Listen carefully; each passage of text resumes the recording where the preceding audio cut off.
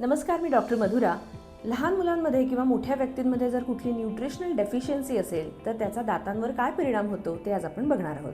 लहान मुलांमध्ये दात येण्याच्या काळामध्ये जर कॅल्शियम किंवा व्हिटॅमिन डी डेफिशियन्सी असेल तर अशा मुलांमध्ये दात उशिरा येतात आणि येणारे दातही वीक असतात. त्याला इनॅमल हायपोप्लाझिया असं म्हणतात. असे दात पटकन किडण्याची शक्यता असते.